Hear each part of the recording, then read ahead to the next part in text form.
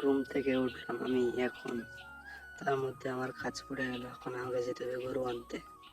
আমি গরু নিয়ে বেরিয়ে পড়লাম।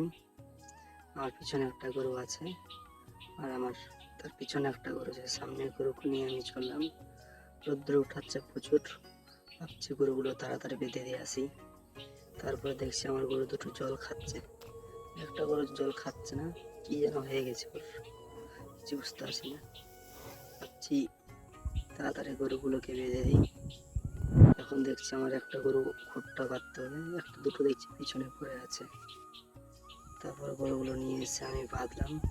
তিনটে গরু আমার বাঁধা কমপ্লিট। আমি এখন চলে যাবো আমার বেলের গাছটার দিকে। বেল আমাদের গাছে প্রচুর ধরে আছে, দেখি কটা বেল আমি পাই। তারপর আমি যে দেখি সামনে একটা বেল পড়ে আছে, যেতে যেতে দেখি এটা কুড়াই নিয়ে সামনে আর একটা বেল দেখছি পড়ে আছে। দেখতে দেখতে আমি দুটো বেল কুড়াই নিয়েছি। তারপর এই আরেকটা বেল, টোটাল আমার তিনটা বেল আছে।